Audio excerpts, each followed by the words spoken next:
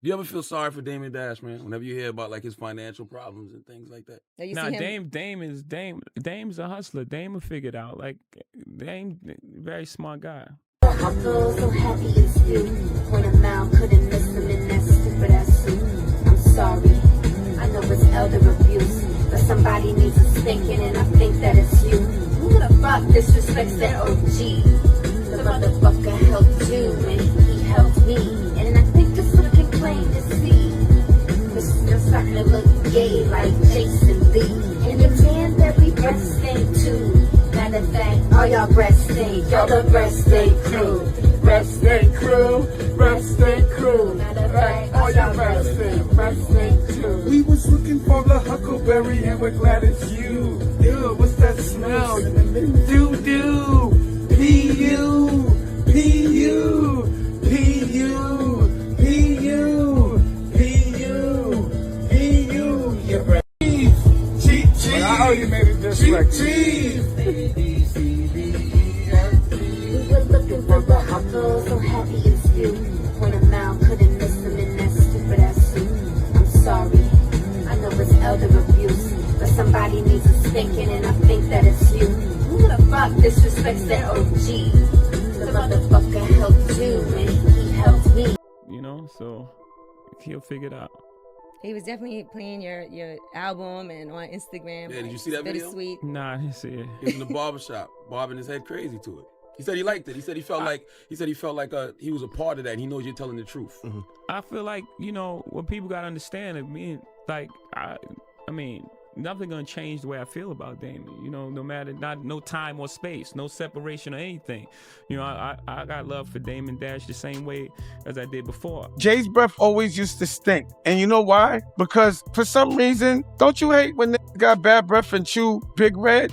It just cinnamon doodle. Nobody wants to smell that. I hope this is not still chewing Big Red with bad breath on that mic, because that mic must have been stinking. And then he dressed up like a mic. Look at Cameron's face. Whoa! I'm gonna say his name. Your teeth are cheap. Your dentist played you. Your new name is Cheap Teeth. Not Cheap Keith or Chief Keith. It's Cheap Teeth. And those suits are funny that you're wearing. They're like old school Steve Harvey suits, now that you're a sportscaster. Hey, live from this, and I'm gonna talk about sweaty men all day. That's not no fresh shit. Fly niggas don't talk about sweaty men. He has undesigner, unauthentic, bootleg, cheap teeth, and he can't pull them out. He got the one of those in his mouth. Pause. Since I've got my teeth back, I can really clearly say He better get to work if he wants to go make Paid in Full and stop getting thrown around by wrestlers, and maybe keep my name out of his big mouth with those cheap teeth, with those what are those in his mouth. Because again, if you're gonna do something as intricate and personal as getting teeth, pause, you should be patient. Yeah, I think in the beginning it's about you and your circle. Okay. Right? You take your circle, you got the people that grind with you every day and share your dreams and slept on the floor with you, and you know, and then you make it out. And then you look and he's like, okay, what else? Right? What else? Like, how else can I be of service? Mm-hmm. You achieve these goals that you thought were, you know, unattainable in the beginning, and you achieve them. And then you look around and you say, okay, how can we duplicate this? The reason we created Roc Nation was to be able to say, okay, this is all the information we gathered. Here it is, Rihanna. Here it is, Kanye. You know, whomever, right? Like, and just like, here's the information. So if we achieve those goals at 36, you do it at 26. Jay had a strategy of, once somebody's record was hot, jumping on it and then taking, it would be like it was his record. Like he did your button. Give me the beat. Give me that beat, fool. It's a full-time Jack move. Don't worry, Skano. I get back soon. Like Ja Rule's record, Can I Get a? Can I get a what? These chickens from all of my... That was Ja Rule's record. I'm a hustler, baby. I'm a hustler, baby. Oh. I just want you to know. That was Sparks' record. That's why he's on there like, give me that... Give me that funk, that sweet, that nasty, that gushy stuff. The only reason why Sparks was on there because it was his record. So he does this thing where he says, oh, it's your record, I jump on it, now it's my record. It's almost like extortion. Why did it go left? It didn't go left. Okay, it didn't go left. Why you sold think it. it went left? Hold on. What are you talking about? Roc-A-Fella? Roc-A-Fella. I'll go it. The perception of why Roc-A-Fella ended is different. You're aware of this. It's because Jay did what he did. He didn't want to pay $3. He made a move on his friends. It is what it is, bro. I don't want to talk about that. No. All I'm saying is the perception of why Roc-A-Fella ended is not that Dame Dash wanted to move on and do something different. That's not, I believe you, that's not the perception. Who cares? But you're aware of that. And sometimes you got to Machiavelli yourself to be left alone. Summer Jam 2001. Crazy. This is live. We the champions. You heard Michael it. Jackson. We live. King of rap, the king of pop. Holla. Turned out crazy. Biggie, 20,000. It's the Rock, you always. You heard? Holla. Beanie. We was looking for the Huckleberry and we're glad it's you. First we got one and now we got two. Cheap teeth, cheap teeth, cheap teeth, cheap teeth. I honestly believe Dame Dash has reached his final level when it comes to hating on Jay-Z. But before we jump into this mess, hit that subscribe button, drop a like, and run those numbers up. Now listen, we just came off the Reasonable Doubt shows and the whole conversation got people heated. Everybody knows there is a loud crowd that cannot stand Jay-Z, Roc Nation, or anything connected to that entire circle. But Dame, he looks like he unlocked a whole new stage of bitterness and it is getting wild. I was actually at the show, just like I told everybody. Some people spotted me, we showed love, chopped it up, and shared nothing but good energy. That is why one thing felt especially strange while I was standing there. Dame Dash was nowhere in sight.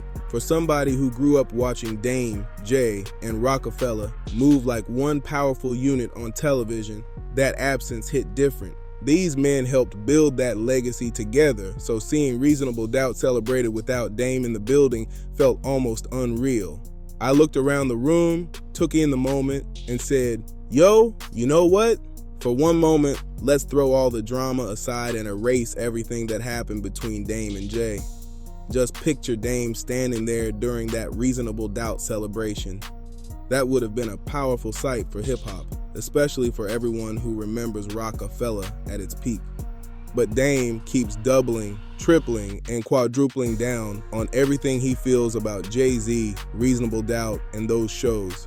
At this point, it almost feels like somebody sent him here to distract people from the greatness happening right in front of us. Between the wild stories, Kool-Aid pickles, and extra talk, Dame stays pulling attention away from the moment. Now Dame Dash is back on Art of Dialogue once again. He has been rotating between Art of Dialogue, Cam Capone News, and a few other platforms, giving his side every chance he gets. But each interview brings another statement, another shot, and another moment that makes people stop and say, Dame, do you realize everybody can see what you're doing? After watching that clip, remember what I said, the internet never forgets. Because to me, and no disrespect, but that shit looked like a 40-40 reunion. And I never went to the 40-40. I owned Socialista with Giuseppe Cipriani in there. You know what I'm saying? Downtown. I never went to 40-40. That wasn't my crowd. If I went someplace, I needed to be the only person there with a baseball. Right on cue, a photo of Jay-Z and Damon Dash started making the rounds. Take one guess where they were standing. The 40-40 Club. That image makes Dame's comments look even crazier. The more interviews Dame does, the more contradictions show up. He keeps saying he does not sit around talking about other men, then turns around and throws shots at Cam for doing exactly that. But what is Dame doing every time a microphone gets placed in front of him? Jay's name keeps coming up, Reasonable Doubt keeps coming up, and the Roc-A-Fella story keeps getting dragged back into the spotlight. Meanwhile, Dame talks about building a country club and having a $100 million idea. He says if he reaches $500 million or even $1 billion, he might buy an NFL team or create his own football league. Those are huge plans, but almost nobody hears them because the Jay-Z comments swallow the entire conversation. And this right here is only level one. The bitterness keeps climbing, and we still have more clips to break down. Dame eventually reaches about level 6, but we are only going through the first 4 stages for now. And trust me, it gets messier from here. But this is still only level 1 hate. Everybody understands Dame helped build reasonable doubt back in the day. We also knew he had been talking so reckless about Jay-Z that there was almost no chance he would show up at that celebration. That is why his absence still felt whack. Seeing Dame, Jay, Nas, and the whole Roc-A-Fella family together would have been a legendary hip-hop moment. But after years of public shots, old tension, and non-stop interviews, nobody expected that reunion. Then Jay made one sharp comment about Dame's teeth, and Dame stretched that single line into what feels like 12 different podcast appearances about Jay. He keeps returning to the same subject, and every new interview makes the situation look even more personal. And it is happening again today. People can call him Delusional Dash, Debt Dash, or whatever nickname they choose, but I am not digging into his financial problems. That is his private business, and it has nothing to do with this story. The real issue is how Dame talks about the Reasonable Doubt show and the moments that happen on stage. How you feel about him breaking out Nas? That was a dope moment, right? I mean, it was a little cringe. I'm used to them beefing, you know. I don't like to see when wrestlers be friends. I never wanted to see Nas rap over a Jay beat. I never wanted to see Jay, you know, doing background for Nas. It just felt awkward. It'd be like Paul seeing, like, you know, Godzilla and King Kong on the stage giving each other 5 and shit. Nigga, I want to see rap beef. Pause. It's not real. But I'm just, you know, I just like the art of rap. You know what I mean? So, like, I think it's cool when people could battle, give each other pounds and keep battling. But all this kumbaya, I'm not all about all that. I don't like niggas like that. You know what I mean? But again, it just seemed like everybody was required to wear something that had something to do with the Yankees. Pause. I don't want to see another Yankee hat for a while now. There's too many Yankee hats. Jay and Nas standing together was major, but Dame's reaction sounds completely different. Listen closely to what he says next, because this is where the hate starts climbing to another level. There is a lot to unpack here. First, Dame said, "I'm used to them beefing." But Jay-Z and Nas battled in 2001, and Hip Hop Is Dead dropped on December 19th, 2006. That album turns 20 this year, so acting like these two are enemies sounds stuck in the past. Jay and Nas have not been beefing for 2 decades. So when Dame frames their reunion like a peace treaty, people ask what timeline he is living in. That feels like a reach. Then Dame complains that too many people were wearing Yankees hats. Bro, the event happened at Yankee Stadium. Of course, there was Yankee gear everywhere. The hats, logos, and New York atmosphere were part of the setting, not some hidden message. I understand the pause game, and people throw it into conversation for jokes. But when Dame uses it while criticizing everybody's Yankees clothing, the point sounds even stranger. What was he expecting people to wear inside Yankee Stadium? That takes us from level 1 to level 2. Dame is not at his final form yet, but the transformation is happening right in front of us, and every complaint gets more petty than the last one. In the first stage of this interview, Dame was only showing a little hate, but the longer he talks, the deeper it gets. Every new clip adds another layer, and by the final video, you will understand why people believe this man has taken it way too far. At one point, some of Dame's comments could be laughed off or viewed from both sides. You could say he was hurt, frustrated, or still carrying old business from the Roc-A-Fella breakup. Maybe people could understand why he felt overlooked, but now the same topic keeps returning in every interview. This no longer sounds like a real complaint with a clear point. It feels like Dame cannot let Jay-Z move without jumping online to explain why he has another problem.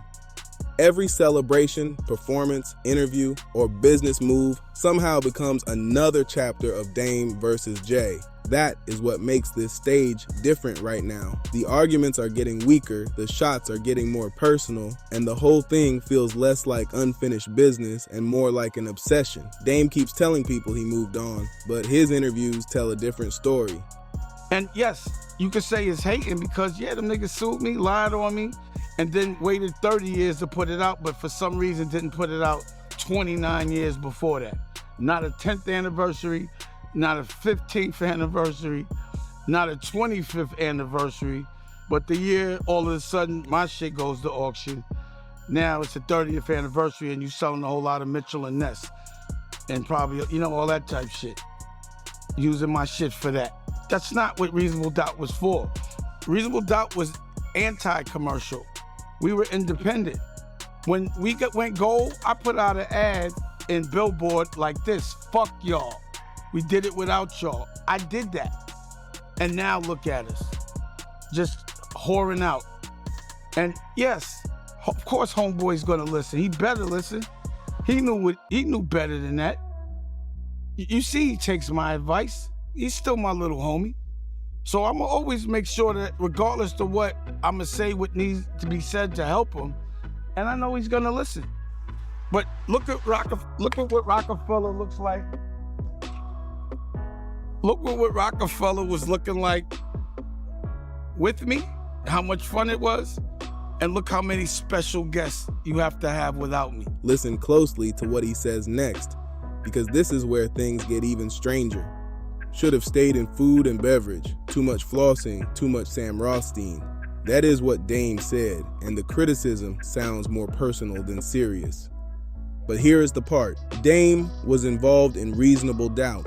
Nobody can erase what he contributed in 1996 during that independent grind. I was 13, going on 14, watching that movement grow, so I would never pretend Dame did not help build something major. Roc-A-Fella eventually went from independent to major, and nobody complained when those deals created more money, reach, and opportunity. That level of business was part of the goal, so acting like everything became wrong once major companies got involved feels selective.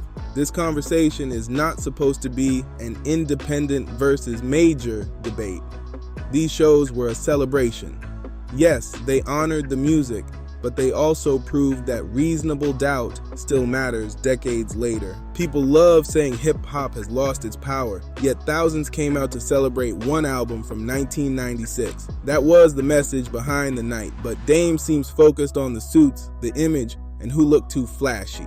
Reasonable Doubt can still pull a crowd nearly 30 years later, and everybody showed up. Artists cleared their schedules, stepped away from tours, and made sure they were in the building. Usher reportedly came straight from his tour, while Jeezy left his residency to celebrate a moment that meant something to hip-hop. That is why Dame's comments keep sounding more bitter the longer he talks. We are at level 3 now, and for most people, that would already be the highest stage.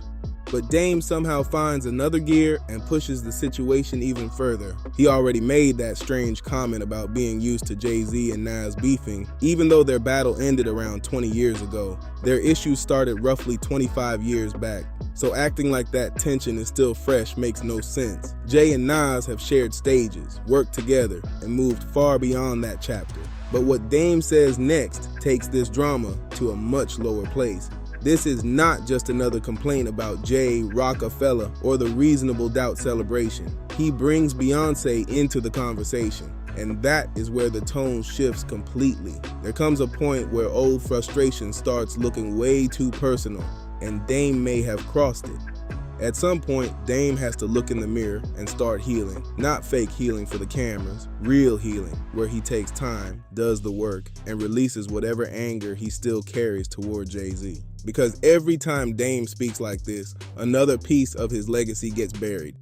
Nobody is saying he has to praise Jay, kiss up to him, or pretend Jay was the greatest friend ever. When 100 niggas wear the same hat, I'm not wearing that. I can tell you that right now.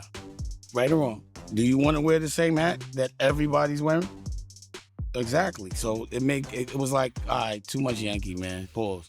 Now it's a pause. It made me so, it was like, why so, I don't know. And then also it's like, it just seemed very obvious that the hair thing really fucked with him, because he had, a scripted Beyonce in his hair twice. First of all, my girl doesn't ever cut my hair. You got to get a shape up. I'm not getting no haircut in the bleachers with no mirrors. Like, who does that? So why is it that you keep flexing this girl? Like, we know that's your girl. God damn. We know she's your girl. That's been what it's been the whole time. It's okay, you with Beyonce. I bet. She cuts your hair, she touches you and all that. It doesn't look real. Pause. It just looks cringe because it's so unnatural. It would have been better in the barbershop, but we don't even go to the barbershop. We always have a barber come to us. You know what I mean? Like, my girl doesn't do my hair. I don't let her do my shape up and no shit like that. There's no razors, there's no mirror. It just was very unrealistic. It's very contrived. It's just, I wouldn't have done that. Like, it just, Roc-A-Fella, I'm not saying that people aren't supposed to evolve, but when you watch, like, Batman now, you still want to see Batman with the good uniform and the good car, and you still want Batman crispy. Roc-A-Fella was Batman. We were that man. We don't want to see old man, trash can. You know what I mean? We want to see crispy. So every version and every time you see Roc-A-Fella, I don't never really want to see the old version of Batman. Do you want to see the old version of Superman? Pause. Do you want to see? I don't want to see them niggas old. He does not owe anybody that performance, but Dame was still part of something historic. Remember the line from Above the Rim, "They can't erase what we were." That is exactly the point. Nobody can erase Dame's contribution to Roc-A-Fella, Reasonable Doubt, or that movement. He even tried putting together his own celebration to show love, but the bitterness still took over. Instead of discussing what Dame helped build, people are focused on his shots. And this is where the hate reaches its final form. Criticizing Jay is one thing, but once Dame starts dragging Jay's wife into it too, the situation becomes way more personal. So Dame wants people to believe everything Jay has been doing is cringe. Even the way Dame keeps forcing pause into the conversation sounds strange. He says, "You don't want to see the old Superman?" Pause. Then he claims Beyonce touching her husband somehow does not look natural. Bro, what are we talking about? People are bothered because Jay-Z looks comfortable with his wife. I do not judge my relationship by what another couple does, and I am not pretending their marriage is some perfect standard. But seeing Beyonce cut Jay's hair and instantly thinking, "Ugh, that's so cringe," says more about the person watching than the couple. Honestly, that reaction deserves its own pause. Why is Dame studying a moment between a husband and wife that deeply? Nothing wild was happening. It was just Jay sitting there while Beyonce handled his haircut, yet Dame turned it into another complaint. And that brings us to level 4. This is the highest layer of hate so far. Dame is no longer criticizing music business or old Roc-A-Fella issues. Now he is picking apart Jay's marriage and normal private moments. If this situation was a hate cake, Dame just added the final layer. Think about a hate cake, because that is exactly what this became. Honestly, it is sad to watch. Dame Dash was once somebody people admired. He represented independence, confidence, ownership, and the courage to challenge anyone standing in the way. Back then, Dame was the loud voice beside Jay and Biggs. He fought for the team, defended artists, and spoke for people who could not speak for themselves. Young hustlers looked at Roc-A-Fella and thought, we need to build something like that. That is why seeing Dame today hits different. Instead of his business moves or contributions leading the conversation, people keep discussing his comments about Jay-Z. Every new interview makes that old legacy feel further away, and that is rough to see. Now I need to hear from everybody in the comments. Is Dame standing on business and speaking his truth because he helped build Reasonable Doubt, or has this become pure bitterness that he cannot release? Drop your take below. Hit that like button, subscribe to Dripzine, and turn on notifications. I do not create the drama, I break it down. I will catch everybody in the next video. Peace.